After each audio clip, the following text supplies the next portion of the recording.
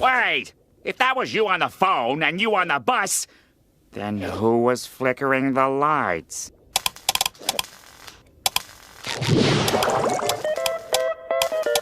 Nosferatu!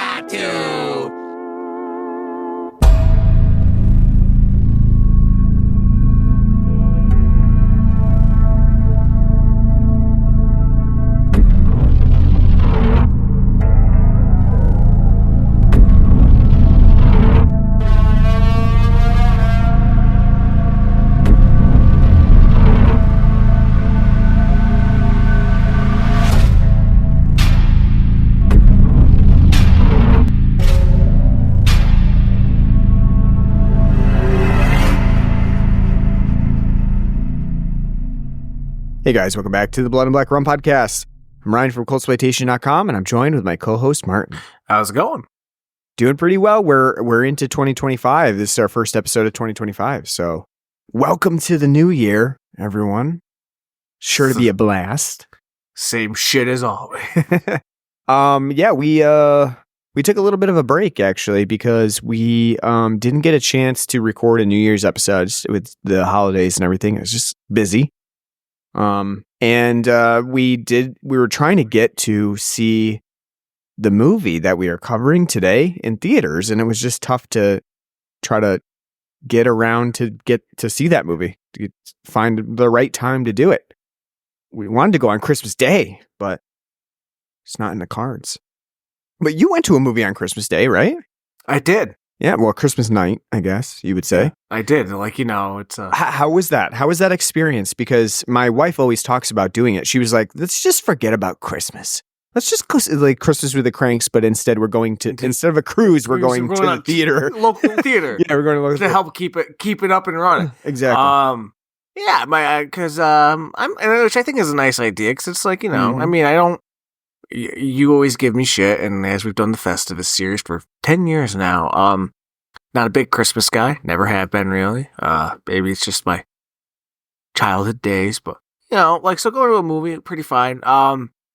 So after going to my sister's for Christmas, my mom and I went and saw the new Bob Dylan biopic, No Direction Home, starring Timothée Chalamet and Edward Norton, and I liked it. Going to the movie, I like going to, I think it's a nice idea. I think going to the movies on Christmas, it's a nice idea. I think it's like a nice little thing to do. Mm-hmm. The biopic, as a Dylan fan, I thought it was very boring. Yeah, but I have a problem with biopics, especially musical biopics like this, because they're always the same formula. They're like just somebody sitting at a desk in Hollywood churning out these films left and right.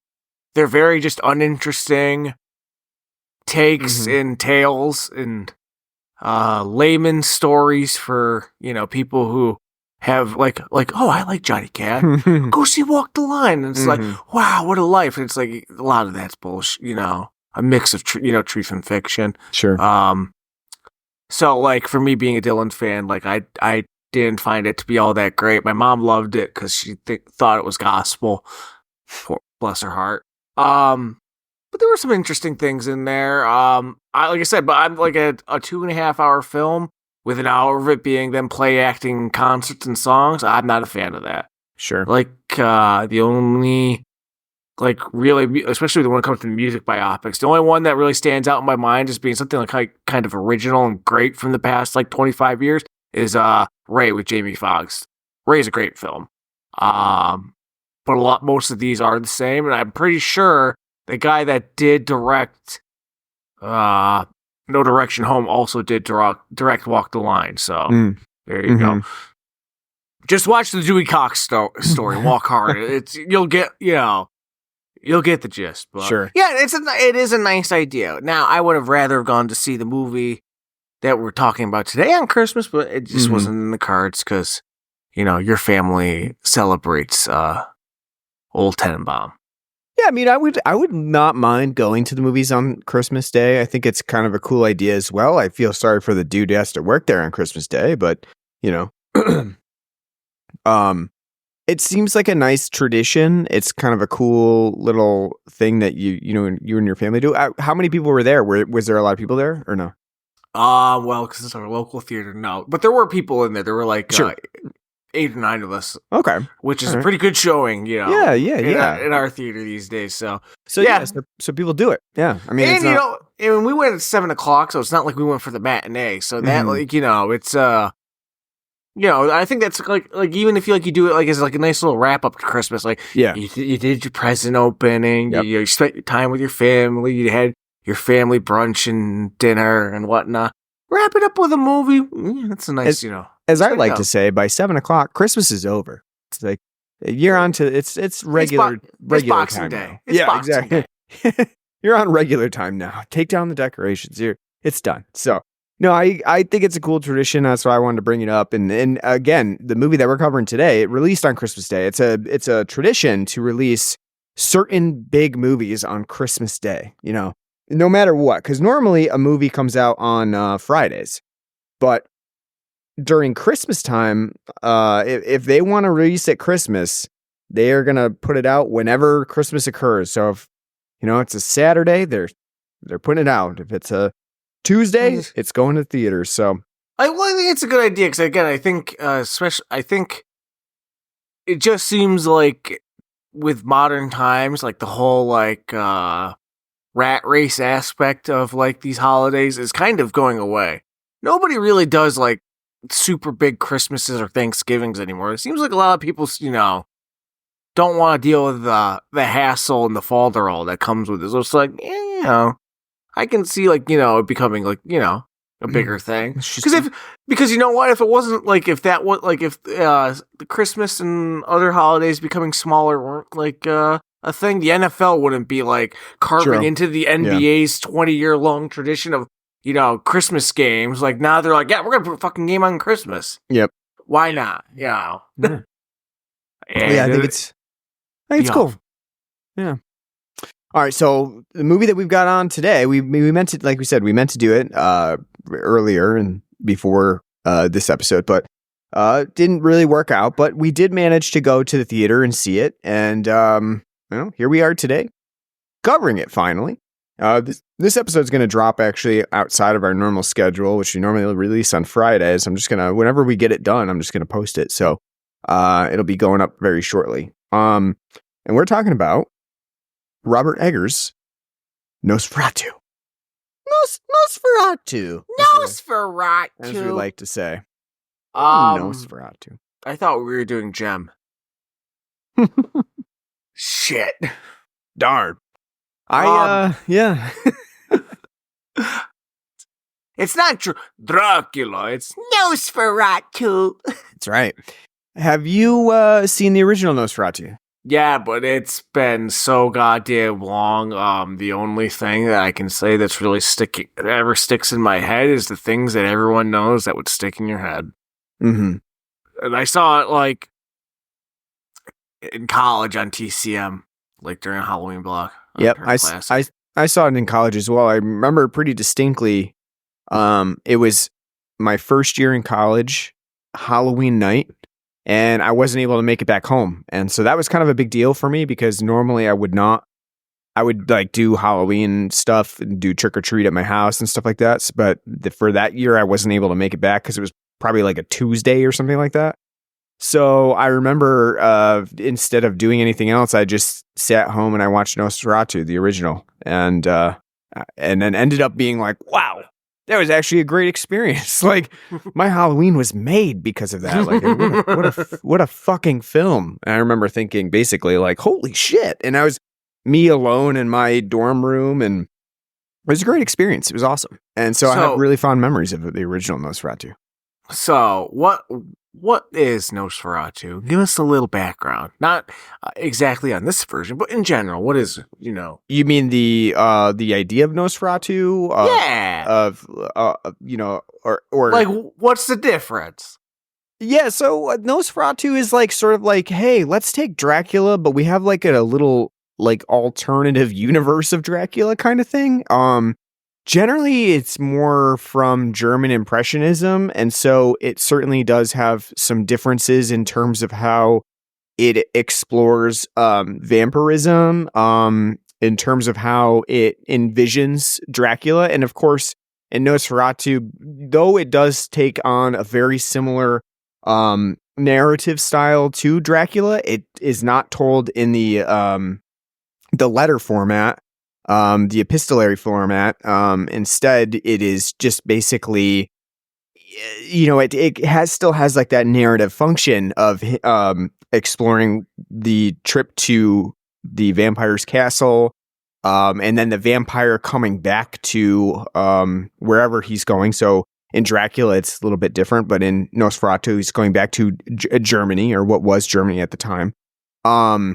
And so the differences for those, really, I think one of the bigger ones too is that Nosferatu tends to explore the ship ride back for the vampire, which Dracula did a little bit, but in most movie versions of Dracula, you don't necessarily see a lot of the actual ship ride, where basically the vampire decimates the entire crew of the ship, and basically the ship arrives on land and no one's alive. And so that's kind of the eerie thing about this ship coming in, and that sets in motion the rest of when the vampire's on land. So I think Nosferatu kind of has that going for it. The other thing that it really does differently is it also kind of has that element of like the vampire as a monster, but also as plague, which this movie as well, Robert Eggers' movie, really kind of envisions quite a bit of the idea that vampire of plague, a plague coming from a different area, like actually coming into your city, is kind of a big deal. And you can kind of see the vampire, you can see it both ways. You could really see it as like, yeah, it's a literal vampire coming to suck your blood and also bringing a plague with it.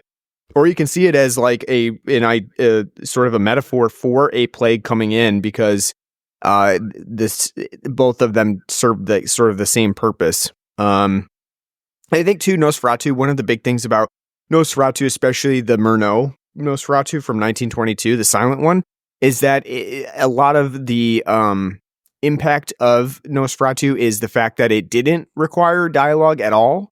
Of course, silent films, they still have cards with dialogue on them, but it didn't require like explaining to the viewer exactly what's going on. So it was very almost kind of jarring in that sense.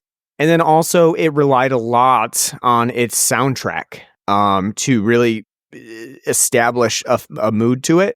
Along with chiaroscuro, because they were always black and white. Of course, in 1922, it's black and white, and the way, especially back in 1922, there's just things that we don't generally think about today in terms of how movies were made back then. So, frame rate being a good example of one of them that we don't really think about, because when we watch a movie, there's no, like, in your head, you're not thinking like, okay, there's frames, literal images burned in, and they're flickering fast and fast and fast. We don't really think about that too much for movies. It just kind of is like the magic of movies now.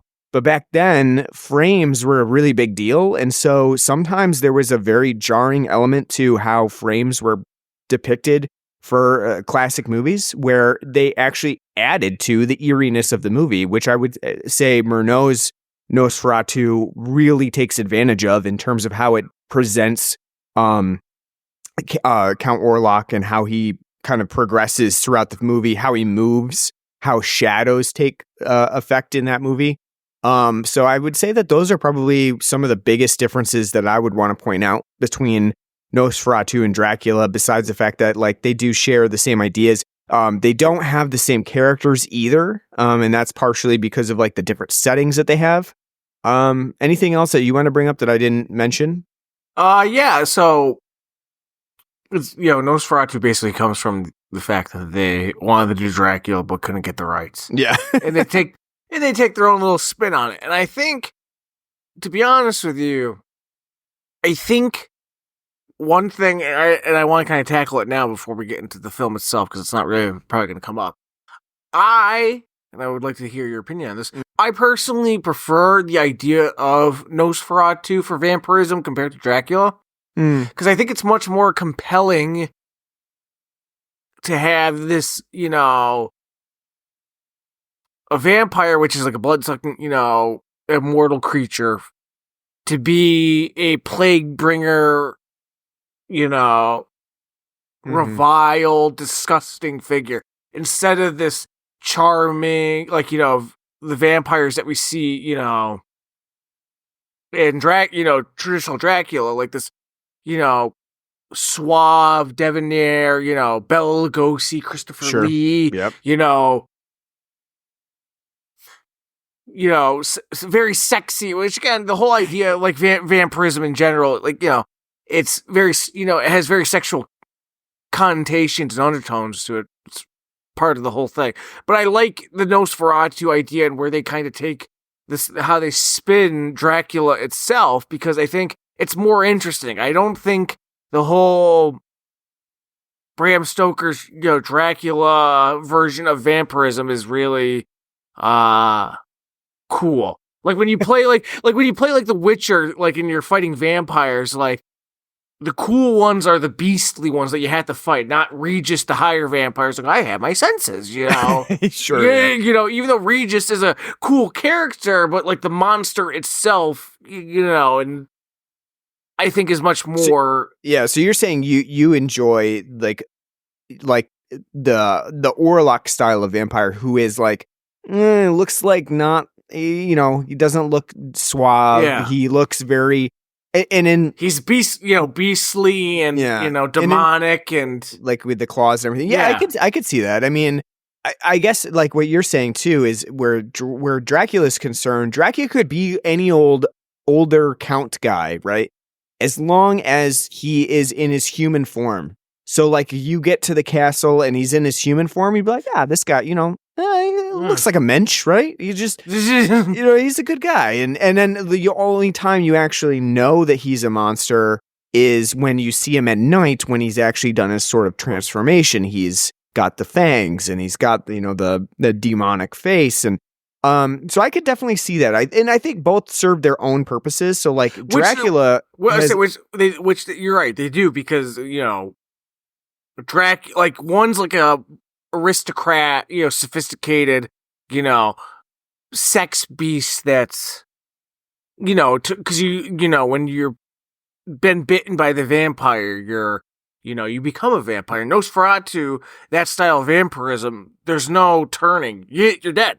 Right. So, And then in Dracula too, there's that sort of idea of the unknown too, the unseen, that anybody could be a vampire because you can't really tell, right? You like, unless, you're noticing like this guy doesn't come out at night. Like, like in that classic Are You Afraid of the Dark episode where they fear there's vampires next door because their neighbors don't come out at night. I thought you were talking about Blade if they're at a bloodbath. Oh yeah.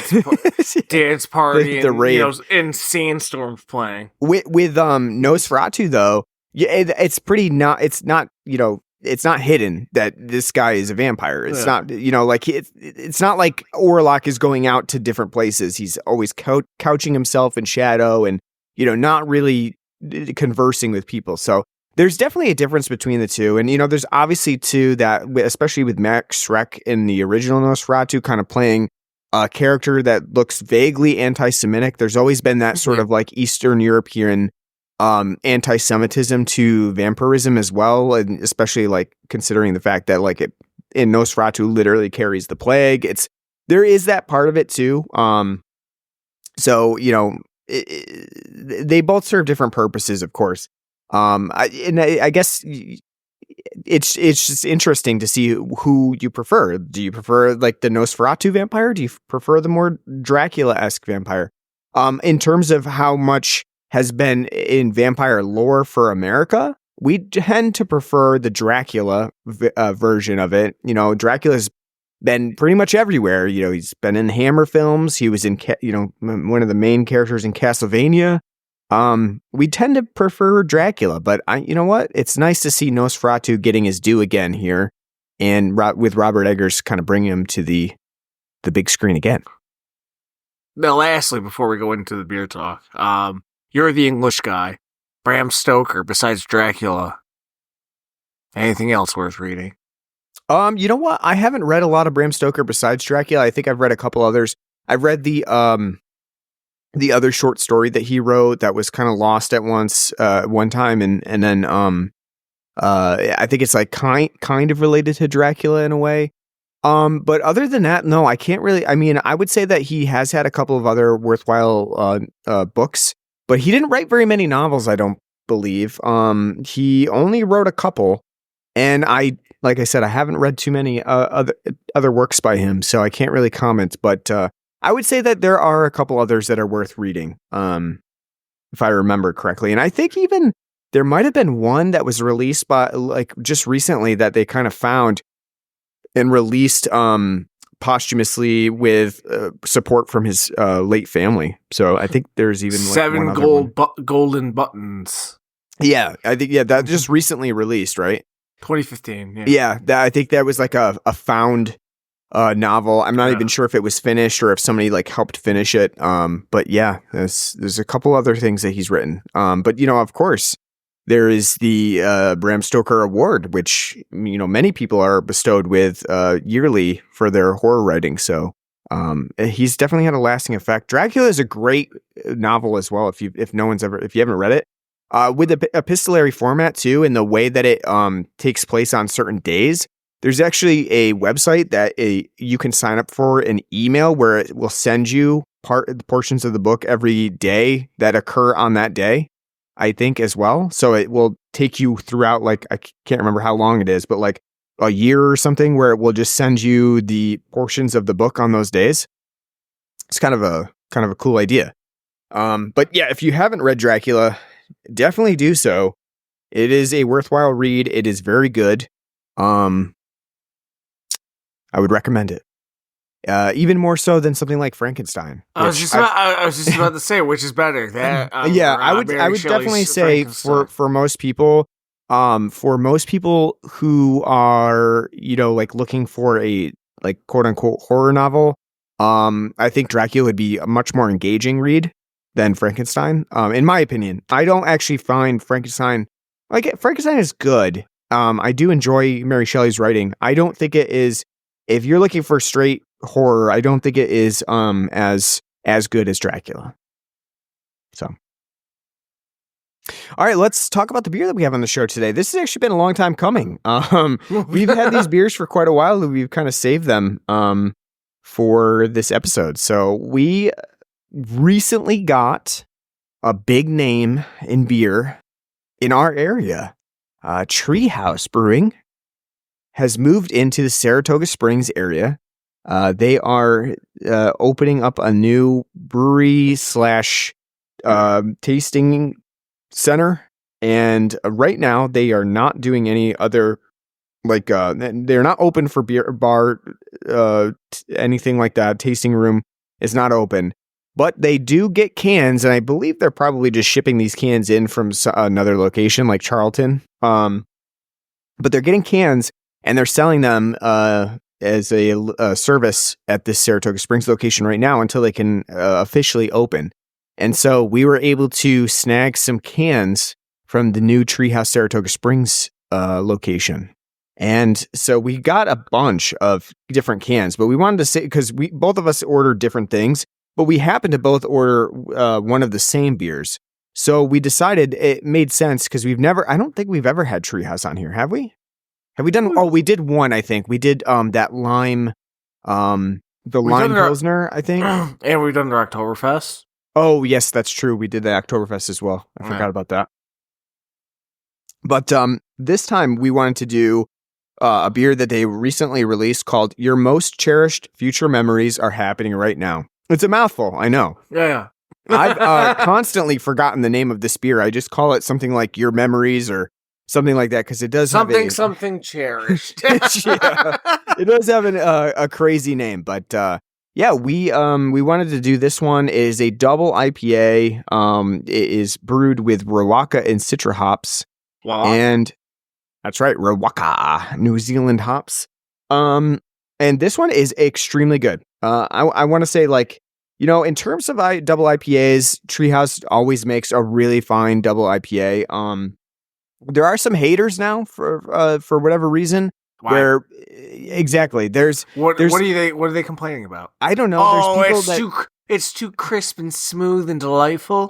I think there's people now that are saying that it's just not as good as they've expanded. And that may be true to some extent where like maybe their first beers were like, wow, just so well, you know what? refreshing. But these are the same people who would say, wow, Fidens, what happened to you? It's like, what do you mean what happened to them? I know. The hop quality went down like 0.3%. Shut the fuck up. Yeah, I would say that for me, whatever, like, I've had some IPAs that are questionable. I would say Treehouse is not even in the realm of, like their quality going down. It's still very high. No scorpion, but neon scorpion bowl. Yeah. But this was a double IPA. Like I said, it's really great. Has a lot of character to it, a lot of flavor. The Riwaka and Citra are really pronounced. That Citra element comes out with the sort of like grapefruity flavors to this, because this is definitely a hazy as well. Other than that though, this is extremely smooth. It's really, really, creamy, refreshing. And at 8%, you can't really tell that it has a higher alcohol percentage to it. So it's overall really balanced. I think it's a great IPA. I really have no qualms about it at all. And, in terms of some of the better IPAs that I've ever had, this is right up there with them. Really, really great beer. I agree. It's definitely very grapefruity, very orangey, nice and cloudy. Goes down very easy. It's delightful. It's crisp, refreshing. You get a nice pininess to it too with the Citra hops. Treehouse does amazing IPAs, and this is nothing short of it. We both got, 3 IPAs and one of their Pilsners. And Treehouse is definitely one of those craft breweries that they just don't do a damn good craft hazy IPA. They also we wanted to do the Pilsner too, but we all drank it, so didn't get to do that. But it was delightful. They know what they're doing. And if you're in the New York, Massachusetts area, upstate New York, Massachusetts, give them a try, because they're fucking great. And you're not gonna. It's gonna be very hard to find a better beer. That's right. And I mean, it's great to have them in the Saratoga area for us, because of course we would have had to have traveled out towards the Boston area to really be able to get Treehouse previously. So having them, it was like a dream come true to have them announce that they were coming to Saratoga. It's insane for them to be there, to be honest with you. Like the compound that they've built is like massive. It's going to be by spec. I mean, it's just Saratoga was already like, high up in the yuppies area of living. But like now with Treehouse there, it's going to be it's probably going to be a little bit tough to stomach going there sometimes with the population, but it's the price. The price you have to pay to get good beer, I guess. So it's great to have both them and Fidens in the same area. Can you imagine going from Luke Bryan concert to all right, let's I know. For those of you who don't know, SPAC is Saratoga Performing Arts Center, nice big amphitheater here in Saratoga. But let's go see Luke Bryan. All right, we're gonna get beer. Hey, there's a brewery over there. Oh, this is like a mimosa IPA. Wow. Yeah. It will be interesting to see if SPAC starts selling Treehouse for like $35 a can or something on the lawn. Because what's their prices right now for just like regular $19 for a 24, exactly. So $19 for a 24-ounce bottle of Miller Lite. So you'll have like Treehouse there for a 16-ounce can, like $35 or something crazy. Well, that's why when last year when Drive-By Truckers were playing down at Deerfield at the Treehouse down there, it's like I could get like a $7 Treehouse beer and see a great concert. And I missed it. God damn it. But wow. Yeah. All right. Well, hopefully expect more Treehouse beers on the show as we, are able to venture down to Saratoga. I'm sure we've done more than you're thinking of. Maybe, we have, like Fidens, they pump out new different beers like every couple of weeks. They got a bunch. We've had a bunch. We're on episode 300, whatever the hell. It's hard to remember all these. He doesn't note them anymore. Or have you been still noting them on No, I haven't. I put them in the show notes. And now I've been trying to, whenever I do them on Untapped, I've been just putting a note for myself that says blood, B and BR, so I know now. So like if I ever go through and see I've checked into one, I'll know that we did it for the show or not. So it's Pabst Blue Ribbon. yeah, no, not PBR, B and BR. Damn. All right. Yeah. All right, let's talk about Nosferatu. Should we call it Robert Eggers Nosferatu?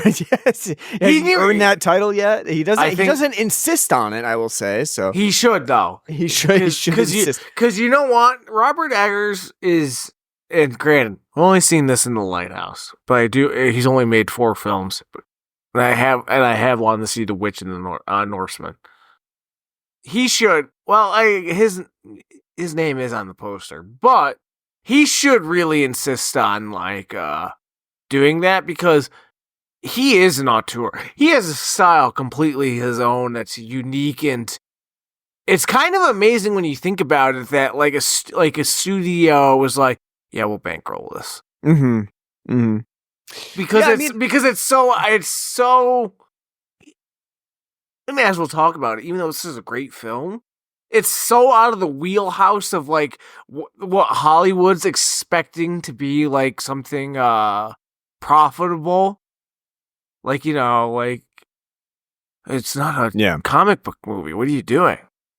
I would say, maybe he doesn't put his name in like that, Robert Eggers' Nosferatu, because he doesn't feel he needs to. Like you said, he does have a very distinct style when you watch that you're like, yeah, okay, that's Robert Eggers. And maybe this distinctiveness of the style is kind of like, that's the signature. And you don't really need, you don't need the, little John Hancock in the corner to let you know that it's a Robert Eggers movie because it stands on its own. When you watch it, you're like, yeah, that's a Robert Eggers movie, for better or worse. And I know that a lot of, there have been some critics of Nosferatu who have said, yeah, this is just another Robert Eggers movie.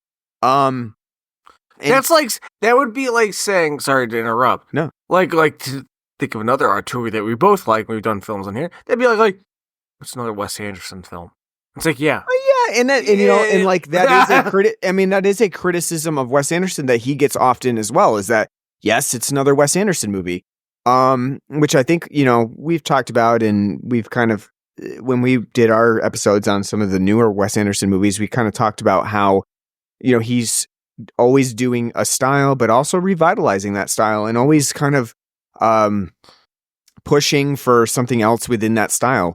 I would say the same of Robert Eggers, and I don't think that you can really necessarily just say and get away with a criticism like, well, it just looks like a Robert Eggers movie, because I think in that respect, a lot of people would say, okay, great. Why would I not expect a signature on that's like saying you would be happy with going to see, like you had just mentioned, the latest superhero film, and it didn't matter who fucking directed it because they all have the Marvel stamp on them. It's like you can't go too far out of this realm of possibility of you're gonna. They act like having James Gunn is. It's like he's not doing anything right new. Yeah. Stop acting like the wheel's being reinvented. Nothing. Yeah. Or when Zack Snyder is doing bad. It's like no one cares. I just feel like it wouldn't really feel that great if you just had a very sanitized movie where you were like, anyone could have directed this movie. Because at that point you'd be like, that this is very bland. This is very generic. Like literally anyone could have directed this movie. It wouldn't have mattered. And so I think that that's not really a criticism. It is just saying, yes, he has a signature. And to them, I would say, Legger my Egger, please do not, please. And I wouldn't say necessarily that I am an Eggers apologist or anything like that. I wouldn't say I'm always out there being his cheerleader as well. Nosferatu could have been horrible, and I would have said it was horrible. I don't have any allegiance to him as a person. He's not my friend. My friend didn't direct this, so I would be. Exactly. If you did, Yeah. I would be very impressed. I don't know. Well, you know, This is all I'll say is this one is high school video production class got done. all I'll say is this Nosferatu is better than the work I've seen you output. So I don't, you know, maybe you could do better, but I doubt it. I don't have the money.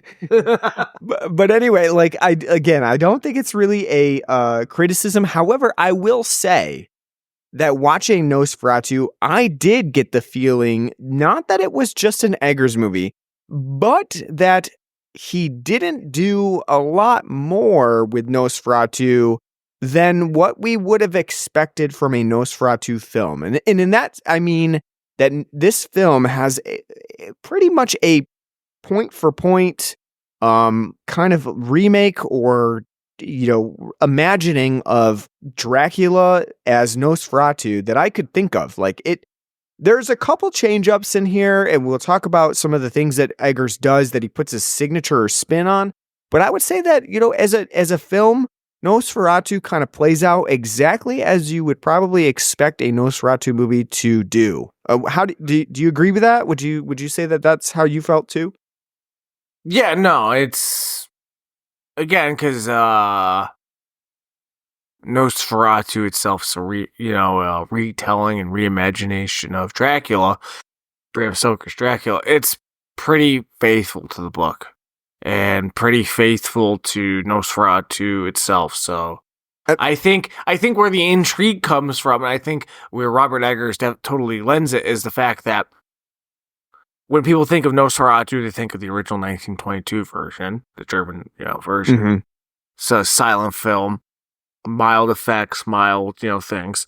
He lends a gravitas and scope in the, how do you make this like a truly gothic horror? Mm-hmm. And he nails that, I think, in totality and in the vibe and overall feeling and mood and tone and ambiance. And he takes that idea and makes it, not just modernizes it, but like I think redefines it and makes it like the new vogue. And I like it a lot because again, there's a big Dracula's been done 1 billion times. Mm-hmm. There's not that many Nosferatu films, so I mean, it's. So if somebody's like, it doesn't do anything new with it, it's like, well, it's not like there's 1 billion Nosferatu films to pick out. Hammer wasn't putting Christopher Lee in, like, Nosferatu and the 7 Deadly Kung Fu Samurai Lady Horrors, they were doing in the 70s for Dracula. So, it's... Yeah, and I guess what I would say as an argument to myself about Robert Eggers not doing that much different for Nosferatu is that I feel like you can only do so much different and still say this is a Dracula or, in this case, a Nosferatu film, right? You can't venture too far off the beaten path or else you're just telling a vampire story. You know what I mean? Like you can't say it's Nosferatu and then just do something randomly different because I feel like that's, again, like, then why call your movie Nosferatu? If you're going to do something wildly different with it just has a vampire in it. So I do think that the criticism, and I think that having a film called Nosferatu where you really do want to redo Nosferatu and kind of put your own spin on it visually and academically, I think that you do need to fall into the sort of like pattern of what Nosferatu is and has been throughout history in order to really do put your spin on it, because you could just come out with any old generic vampire movie if you just change things up. So I would argue with myself. And slap the name on. Be like, oh yeah, it's Nosferatu. Exactly. And you'd be like, what is this? This is because then tangential. At that point, exactly. At that point, we'd be saying, well, why did they name it Nosferatu? Like that just seems like it was an attempt to cash in on the name. Instead of calling it something else, because this is clearly not the same movie. So I'm arguing with myself here, but I would agree that I think Robert Eggers did what he could here in that he definitely put his own spin on it. He has a vision for how he sees Nosferatu. I think you mentioned a great point in that he has a much more gothic depiction of Nosferatu, where it kind of combines the idea of what you would expect from a sort of Dracula with more of a gothic spin with the castle, where you don't get that from the original Nosferatu because that was more German expressionism, and so you don't really have the same gothic notes that Eggers brings to that. So I think you really hit on that as to what... And you don't get that from Bela Lugosi's Dracula either. If you watch that Dracula film, you would not come back from it now and be like, oh, what a gothic film. You'd be like, oh, it's a play. Yeah. Right. Yeah. And like, I agree with you that this film is very gothic in its approach. It is a beautiful, pretty much every single shot in this movie is beautifully depicted. The cinematography is amazing. It has a great, like, gray, but also visually appealing color scheme to it. Whereas what I think you would see if you were to, like, we do this on Closploitation sometimes, we take like a color barcode of the movie. I think what you would end up getting from it is a lot of times it would look like it's almost black and white, but it's not, because it has that, these hints of color, blossomings of color, sometimes teal, sometimes light blue, but also very gray in its depiction. One of the things that I think too that we talked about off air is the fact that we wish that we had seen this in probably, not that, I'm not really arguing about our local theater. They do what they can. They like literally run on like fumes. I don't even know sometimes how they make money, to be honest with you, based on how many people go to our theater. But it would have been great to have seen this in a nicer theater that could have really presented the actual like color and the darkness of it, because I feel like this movie really needs to be seen with a really crisp presentation to see the nuance between the darks and the lights, the shadows and the lighting, because it really has a great cinematography to it that you just need to experience. And I don't know that we necessarily got that, because I felt like when we watched it, some of the darker scenes, they kind of blended into the background and it was kind of hard to make out some of the murkiness. Whereas I think that in total, this movie has a nice murky fogginess that you also can make out the details of, which is really great to see, because a lot of times newer contemporary movies tend to have this like very murky gray that you can't really tell what's happening because they've shot it too dark. And I don't think that's the case with Nosferatu. I think too, with the gothicness, I think one of my favorite parts of this movie was the whole, I guess we didn't really go into like the whole setup for this movie, but basically it's about Nicholas Holt's character, Thomas, who's been called to Transylvania, where he has to meet with Count Orlock, who's looking to buy land back in Germany. And Providence! And Thomas is the guy who's basically setting this up as the realtor, and has to go and get his signature and everything, dot all the I's and cross all the T's. And so Thomas is going to Transylvania, and on the great moments of this is when he's on his journey and he's crossing through all these areas, and it definitely this one kind of reminds me of Hammer in a way, of the Vampire and Dracula movies of Hammer, where they would often have a character who would be traveling and stopping at these various inns throughout, and at all of the inns they'd be like, "There's a vampire around," throwing up the sign of the cross.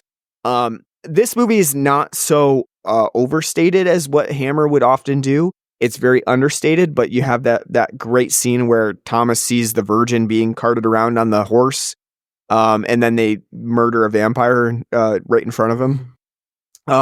And then the best scene of the movie is when they get to the castle. The castle is fucking gorgeous. I don't know how you felt about the castle, but like the whole immensity of the castle, the way that Nicholas Hoult is just like in awe, but also absolutely terrified, like literally shitting bricks as he's going into the castle, is like, it's just filmed so well.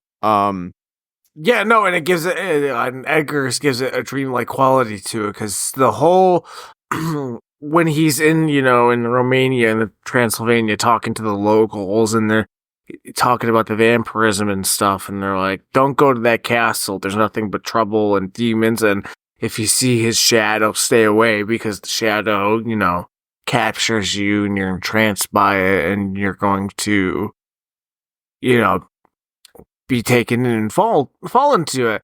And then when he wakes up after having a horrible nightmare of what was going on with the whole ritual of them taking the virgin out into the woods and, exhuming a grave and killing a vampire.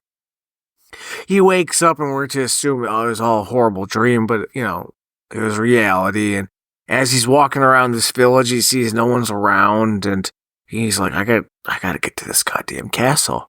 And so he starts hoofing it on foot, through, the Alps, and then out of nowhere, and this all of a sudden, what was sunny, winter, but sunny, on the mountainside turns into a dark gray overcast with Cinderella's demon carriage from hell showing up and doing a burnout in front of him and whipping around, and then being like, and he's just sitting there slowly like, oh, maybe I should get in this carriage that has nobody in it except the two horses pulling the carriage and then the dogs chasing after, and he's like slow, puts it, and he's just in a trance as he's going up there, and that whole shot of the castle and the mountain and all that, it's very surreal and dreamlike and ridiculous, but it fits obviously the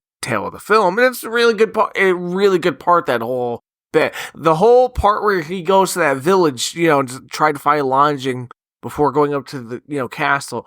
That whole part's great. It's just a layer of nuance that you wouldn't get in a regular film. You don't see Van Helsing visiting Romanians and, them being like, don't go up there, he's just like, I'll go kill Dracula. Nice little layer of nuance. The scene once the carriage has led Thomas to the castle, and he's been basically one of the things that's interesting too is that there's no butler or anything to this gigantic castle. No, fucking Count Orlock comes himself to the door, kind of in shadow, answers it, and tells Thomas to come in. And the way that that Eggers shoots Tom, basically nothing but Thomas, right?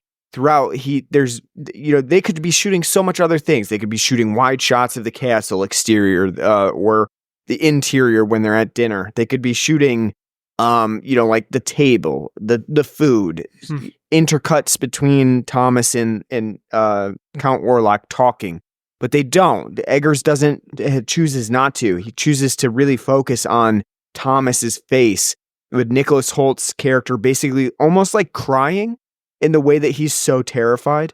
The tension and dread in this scene is just phenomenal. I've seen some other people say they've never really seen the encounter with the vampire for the first time like it's depicted in Nosferatu, and I would agree. It's very compelling, especially because it just shows how terrifying this is. And not only that, but Bill Skarsgård as as Count Orlock in this movie is amazing. Not only because whenever you see Count Orlock, he's literally transformed. If you've ever seen Bill Skarsgård and you see Count Orlock, he looks nothing like Bill Skarsgård.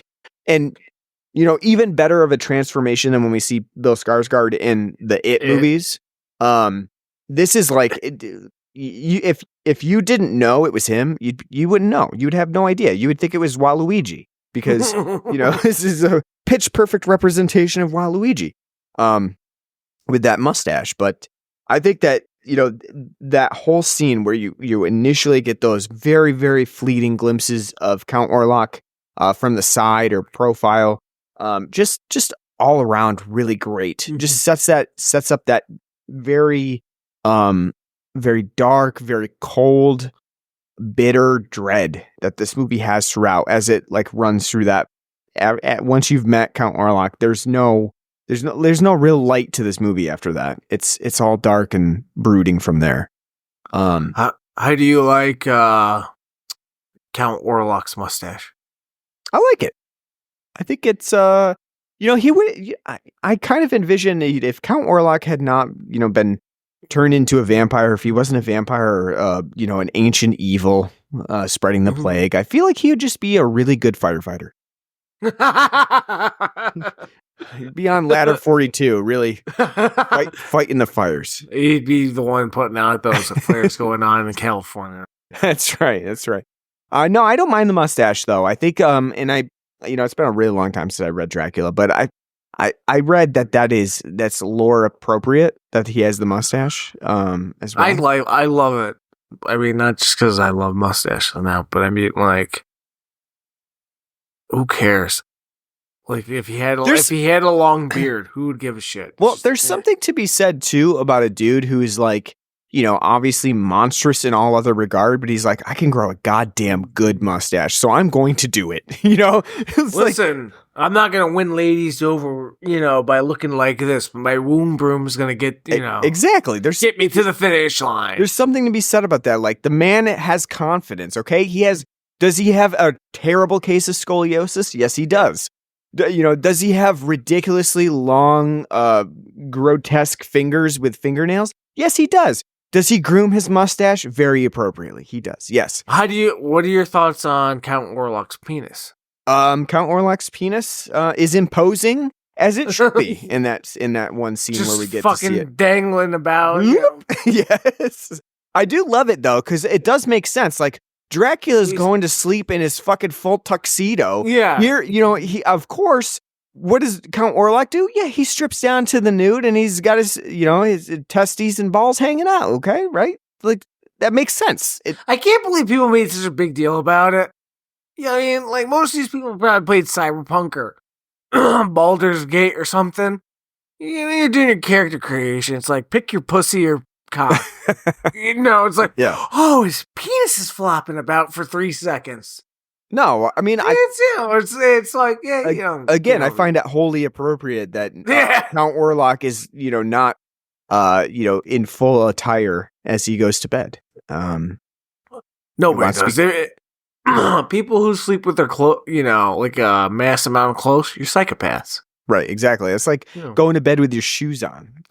As Thomas does in this movie. He goes to bed with his muddy shoes. So that's when he wakes up from his little dreamlike trance that he's been in. Yeah, I like the mustache. I don't mind that we see vampire dong. I think that's cool as well.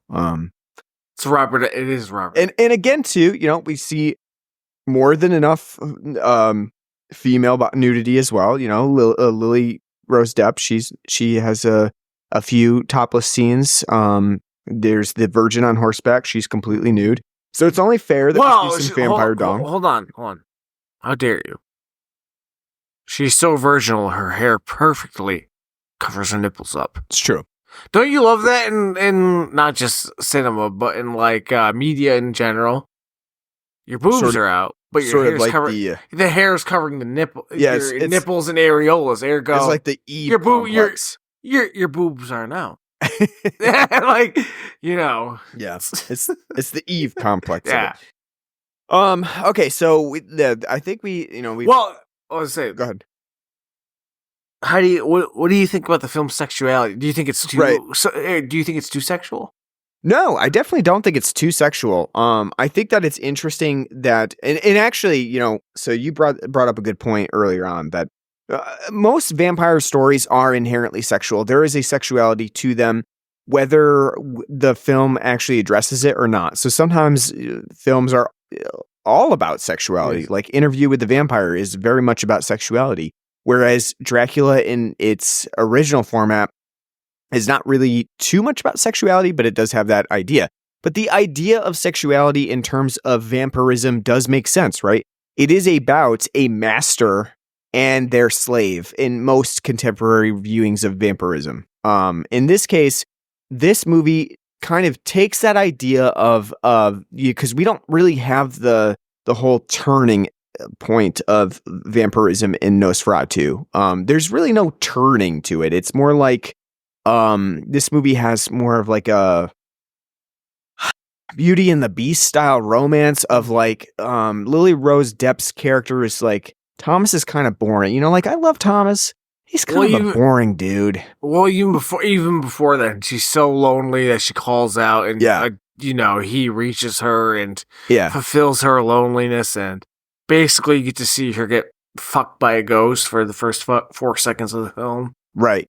And like I like the eroticism of it too, because it's very it's lesser stated than what you would normally get from a vampire movie, because the ecstasy of vampirism sometimes is very exaggerated, right? It's because anytime they get bit in the neck, it's like a sexual innuendo, right. Because when they get bit in the neck, they're not like, ow, they're like, ah. Right, exactly. And I think like the opening scenes of Nosferatu are very interesting because it is Lily Rose Depp in sort of like in a sort of ecstatic trance, but it's very understated. It's very like,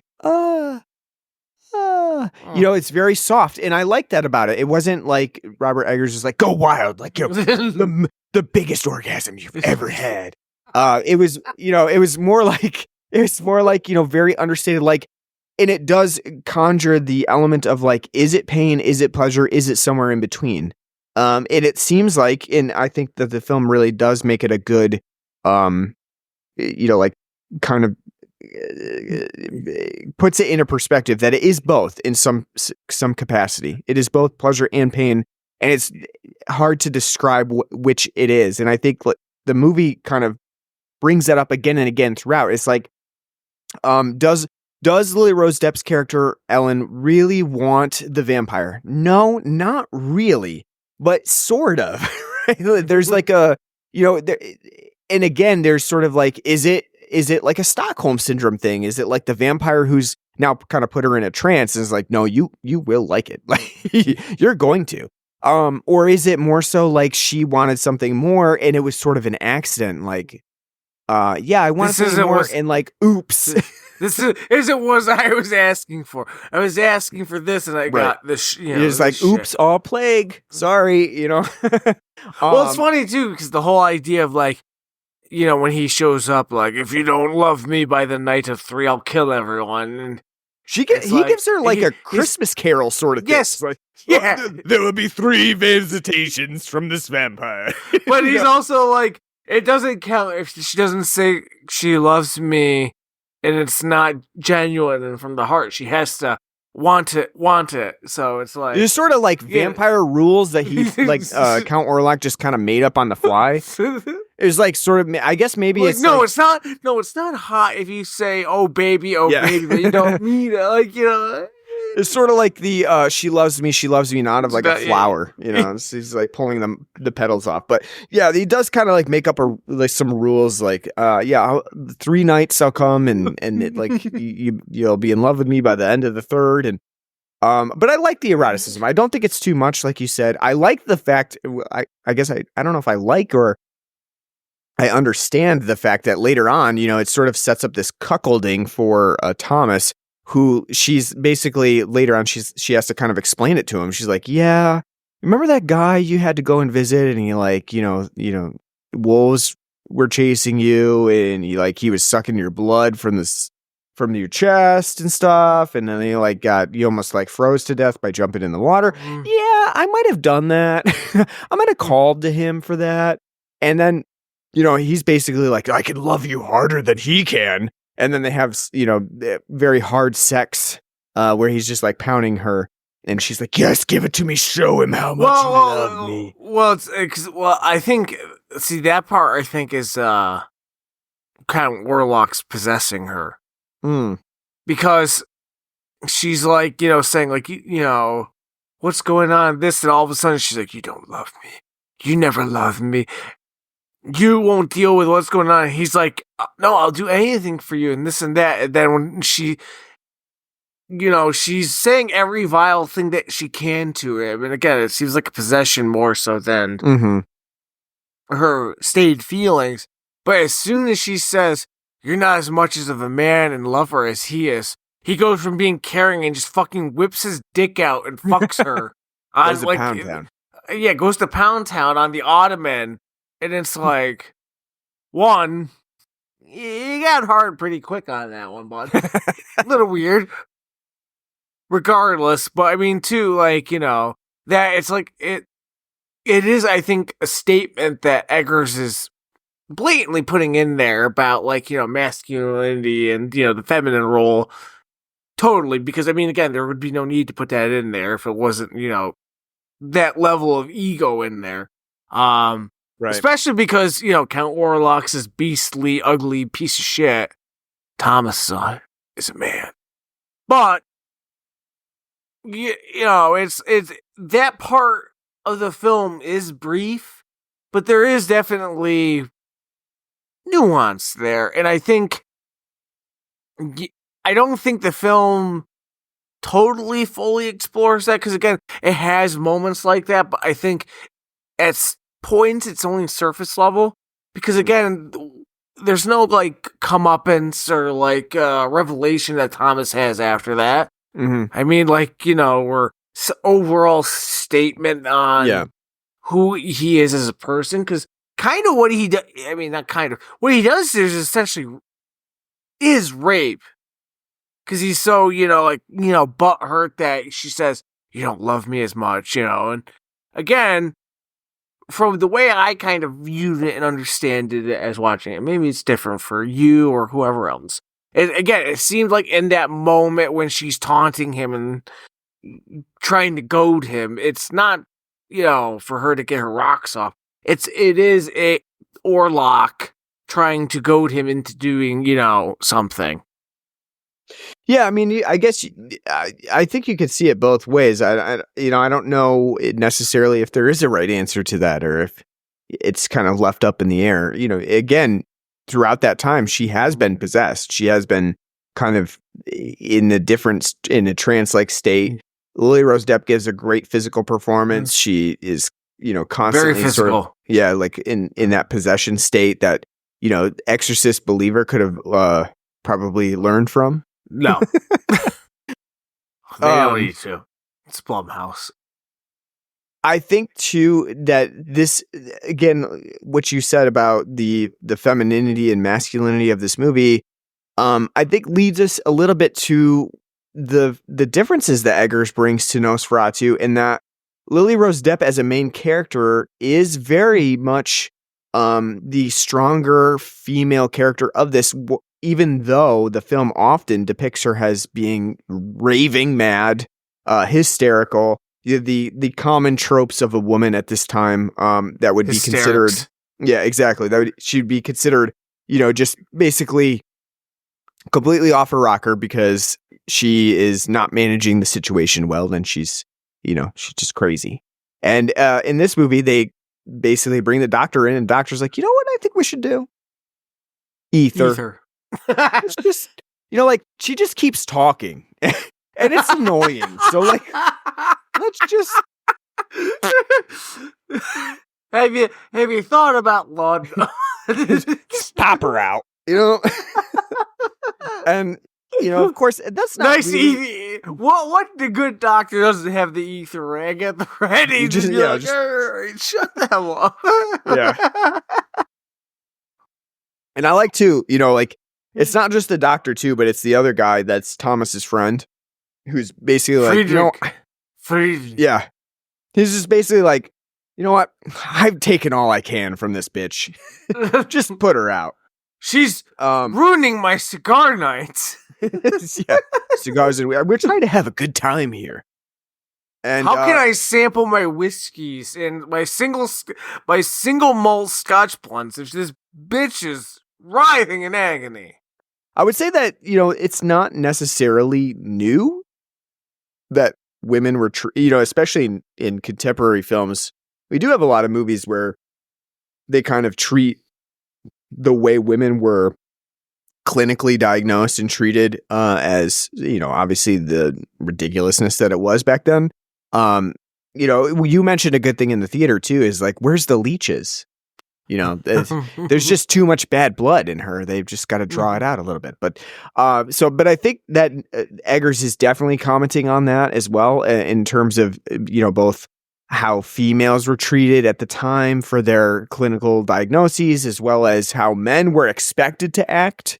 Of course, Thomas as a character is the one that has been basically tasked with figuring out what's going on and stopping the vampire. And he enlists the help of Willem Dafoe's character, Professor Eberhard von Franz, who, Willem Dafoe is absolutely magnificent in this movie. And as you said, looks like 20 years younger than he is in this movie. They've done a really good job with like the wig and everything, but no, Willem Dafoe is easily the best part of this film. Like he's built great. He's built to be a Van Helsing.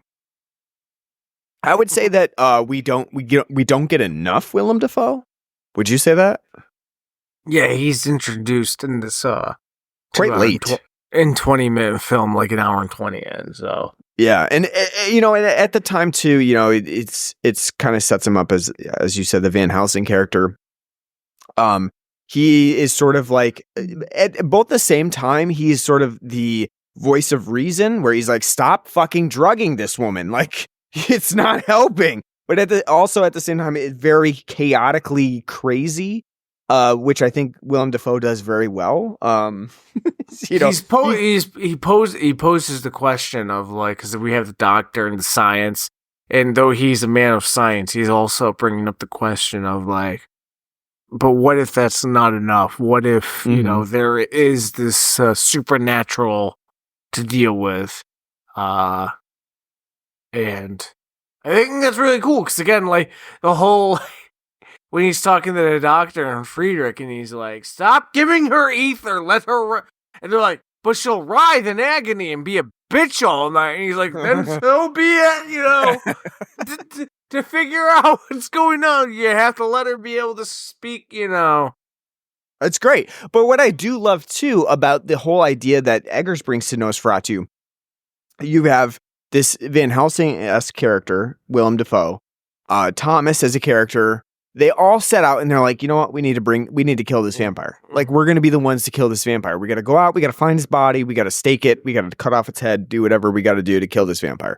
And at the same time, Eggers brings it to a conclusion where these guys aren't fucking doing shit. They don't know what the fuck they're talking about. And Willem Dafoe as a character has very little knowledge, actually, of what he needs to do, which I like kind of quite a bit, because in lore, it's always Van Helsing who knows exactly what needs to be done. Here, he kind of knows what needs to be done, and he kind of talks to Lily Rose Depp's character, Ellen, and he says, listen, we're going to go out and try to find this vampire, but he's always going to come back to you. Like, you're his draw here. So just take that into consideration. And she does. And Eggers kind of brings it to the conclusion that, like, these masculine fucks that think they're going out, their egos are all set up and like, we're going to take care of the business here.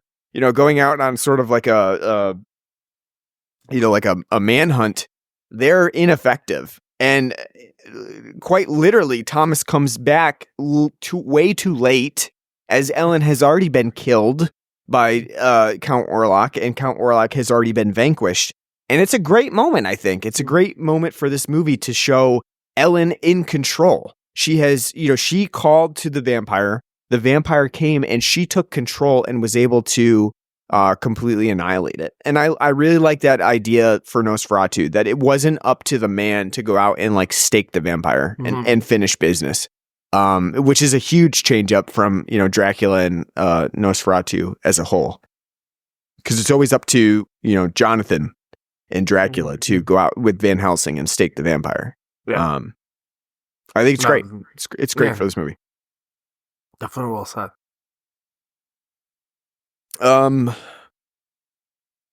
Anything other things you want to mention? Where's I'm yawning. No, I think that's about it. Yeah. It's a great movie. How did you feel about the running time? It was brisk. For 2 hours and 12 minutes, I thought it moved along slightly. Yeah, very well. the one time I checked my phone for time, I didn't. It's because my phone went off. So, I mean, it was pretty well paced for the most part. It is a little slow on, like, the mid part. Mm-hmm. Once Thomas is dicking around the castle, but the whole build up to get there and then the aftermath, I think, is well done. I think the middle's a little slow. The one thing I'll kind of give like a negative on the pacing issues is I think I do agree with audience sentiment that they kind of wrap things up a little too quick. Because things go 0 to 60 pretty quickly from, like, you know, on the hunt to try to find Count Orlock and try to trap him. I think the whole setup is fine on, like, how they are able to get him. But I think the fact that it kind of happens within the last 5 minutes is very, you know, 1950s and 60s, like, the end horror-esque. I think they could have, you know, extended a little bit. It made it a little bit more fleshed out. But overall, I think the pacing of the film was really well done. The 2 hours, 12 minutes, you don't feel really at all. Yeah, I agree. I think, you know, it has a couple of moments where I think it was could have been sped up just a tad, but otherwise, I think, you know, as a 2 hour and 12-minute movie, there's not really much I would have cut out here in terms of what would have even any bless you would have made it any more brisk. Sorry, Jesus. I think that, you know, ultimately the running time is pretty warranted for this movie. So, all right. So on a scale of 0 to 10, pneumatic phlegm from Nosferatu's very glottal Norwegian or European accent from Bill Skarsgård's Orlock, yeah. you know, guttural. Yeah, I would also say too, before we do the rating, better with subtitles. Would have preferred to have seen it with subtitles. It's very verbose. Yeah, it's very I was gonna say long-winded, but it's not long-winded. It's just very on the nose, and I think it matches Eggers's tendency to be very realistic at the expense that sometimes, especially with a poor audio quality, you might miss some of the things that are said, because it was certainly sometimes difficult to understand, and I think subtitles would have been, you know, like, we're nearing a point where theaters should just throw subtitles on. They should just, like, I'm a subtitles person. I always have them on. Yeah, me too. It's like hard to. I don't like it. It's just like so you don't miss stuff too. It's just like, you know, if you're hearing, you know, you're just zoning out for a second and you just look at the subtitles, you know what was said. So you know, I think subtitles would have been good for this, but. All right, out of scale of 0 to 10, what would you give Nosferatu? I give it an 8.5 out of 10 right now. Again, and that's pending too on a rewatch with subtitles and, you know, better color composition than we got in the theater. I do think it's a great film. And even though this is only the second Robert Eggers film I've seen, I love his style. I think he has a great touch and great sense of capturing a certain moment in time. And I think for Nosferatu, he does a great job at modernizing and standardizing what you would expect from it, not just for vampire and Nosferatu and Dracula, but for gothic horror in general. The scope, the language, the visuals, the sound, everything in this film is immaculate. He has such a fine, delicate, nuanced touch. It's really engrossing. And again, as I said, the film's 2 hours, almost 2.5 hours long. It's very well paced for the most part.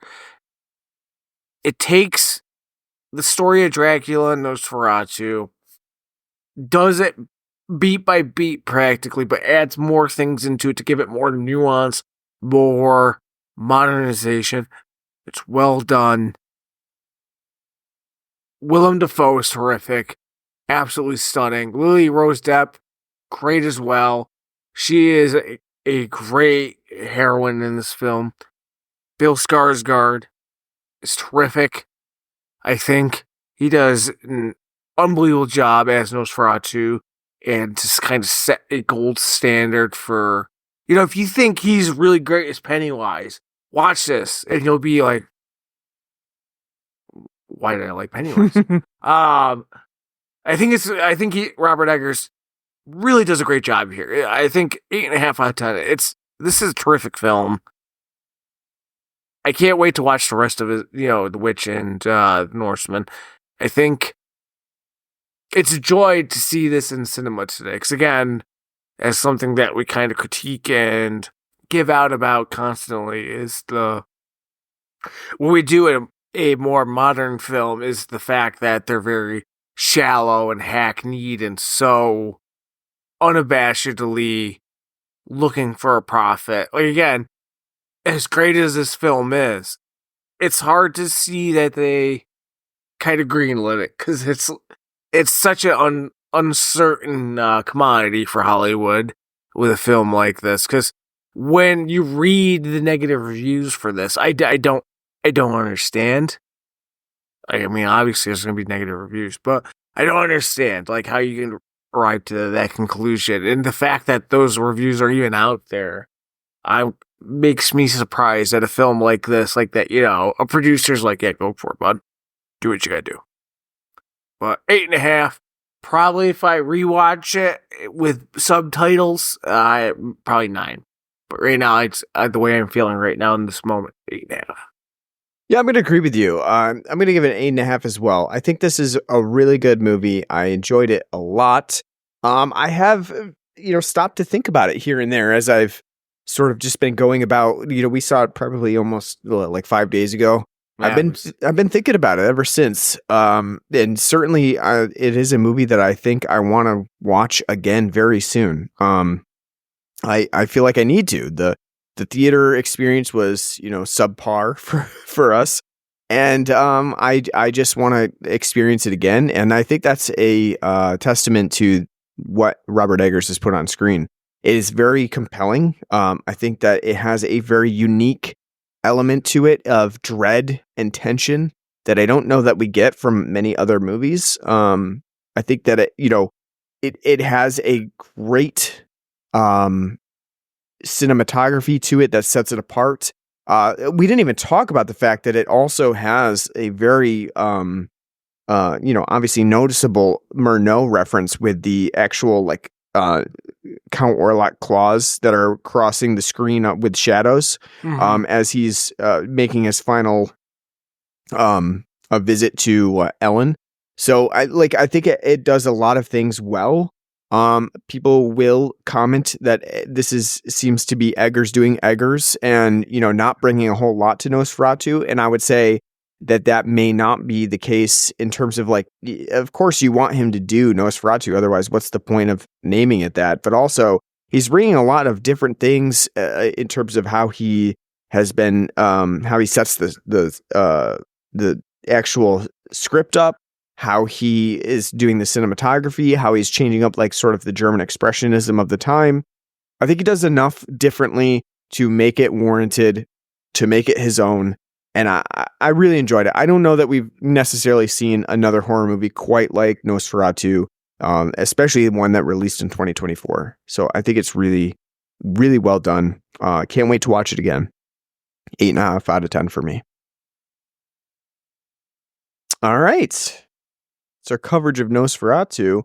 What do we have on the agenda for 2025? Any thoughts that you want to explore for the coming months? Not real. Nothing comes to mind right now.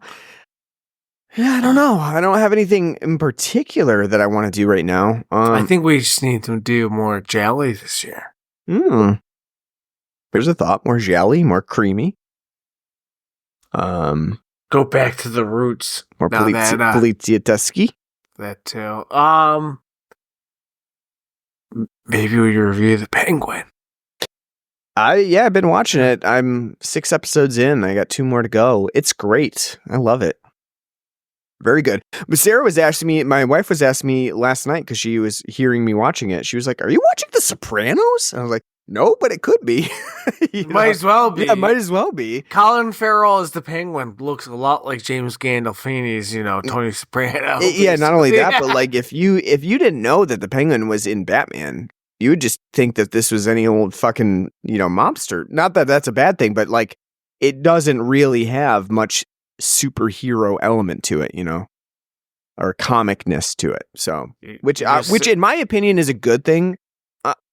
I'm kind of sick of the generic DC Marvel stuff. So, well, DC's main problem is they're still chasing the high, the Dark Knight. Yeah, and like I also like the fact that they can't make a film now with Batman that has any nuance. I mean, like as much as the Batman was great, and we did that for the podcast, it's like, Batman is more than just a brooding asshole. Sure. I mean, there's humor there. I appreciate the broodingness of Batman though, because I do, or at least the more of the seriousness to Batman. I don't necessarily need it to be brooding and dark. But I do tend to like the more serious Batman stories than the ones that are, like really go hard with like, this is a comic, But it'll be interesting to see what James Gunn does with the DC universe. I don't have expectations whatsoever, but I will be checking it out. It's actually been a while since I've seen a Marvel movie, so I've tried to keep up with some of the shows, but I haven't kept up with like the Marvel universe at all. There's just too much. Yeah, it's just too much. You're right. It's too much. And the same thing with Star Wars too. I used to be watching the Star Wars shows. It's just too much. I just can't keep up. It's just Disney has ruined my appreciation for Star Wars because it's just like, oh, there's 3 shows a year and 2 films I have to watch a year. It's like it feels like a job. Yeah, no, it does. And the same thing with like Star Trek. Like, oh, there's like 4 Star Trek shows, and it's like, why? Yeah. Why is there a show called Picard? Fucking, he's 95 years old. Let him go. Yeah. Let Patrick Stewart rest in peace. Yep, I would agree. I mean, I don't know what else we want to do this year, but I think we'll, we got some stuff that we can cover. I think going back and diving into some Jelly and sure. Witsi would be the smart thing. Probably do a Rocky. I think we've wanted to do Rocky for a while. I've wanted to do Rocky for forever because you are a heathen and you've never even seen a Rocky film. There's something else that came to mind for me as well that I thought about, but I can't remember it now. What Charles Bronson film is it? No, it wasn't Charles Bronson, but no, it was. I feel like it was in that wheelhouse, though. I feel like it was something. Was similar. It that recent? Oh, it was. I was thinking we could do some Dirty Harry. Actually, that'd be good too. Go down the Clint route. Yeah, that's what it was. Yeah, so kind of. Can you stomach all like 4 or 5 of them? Hey, I didn't say do all of them. Can you name them all? No. Definitely not. I think I could if I thought about it. Dirty Harry, Sudden Impact, Magnum Force. What the those are the 3 I can name. What the hell? Let's see. Go into Wikipedia. And then Oh yeah, so it's Dirty Harry, Magnum Force, The Enforcer, Sudden Impact, and The Deadpool. No, I definitely couldn't have. And then, yeah, I don't know. There's a few things that we could do, so should be a fun time. There's a new Valentine's Day slasher coming out soon. Called Valentine's Day? No, it's called Heart Eyes. Heart the Eyes. Heart the Eyes. Yeah, so I don't know. I think that's coming to theaters. Not that it necessarily looks good. It looks like a 90s to 2000s slasher. So take that as you will. We are going to do Steamboat Willie. Oh, man. Yeah, Screamboat. That looked... First of all, I can't believe that's coming to theaters. Second of all, that trailer was awful. Looked like your local fucking teens making their own film. Pretty much, yeah. So, all right. Well, we got a lot of stuff coming up for 2025, so it should be fun. We'll be back on our schedule. Are these the same assholes that did Winnie the Pooh? I don't know. They're definitely the same assholes that did the Mean One, that Grinch horror movie.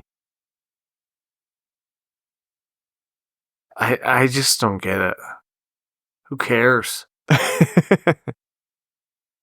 Yeah. Are they gonna do like Donald F. Duck? Like, like for each time, like these characters enter the public domain? I know there's one coming for Popeye as well. Jesus Christ. It's a whole eats cinematic universe for these sorts of things. Eats spinach and then punches your head off. Yeah. Jesus. Stupid. Yep. All right. Well, if you want to catch our episodes on anything for 2025, feel free to subscribe to us on any podcast app that you use. We're on Apple Podcasts, our home base at Spotify, whatever you use, we're probably on it. So subscribe to us. Leave us a nice review. We're on we're on Facebook and Blue Sky. So you can follow us there. And we have an email address at bloodandblackrumpodcast@gmail.com where you can write to us. Let us know what you like, what you don't like, what movies you want us to consider. And we'll take that and we'll try to accommodate. And then you can donate to us on our Patreon page or our Spotify page. Anything you donate goes back towards beer. So we appreciate that in advance. Thanks for listening to our episode on Nosferatu. Hope you get out and see it or are able to wait till it comes to home video. Very fun movie. And hopefully you come back for us next time as we continue in 2025 to cover all kinds of cult films. So until then, take care.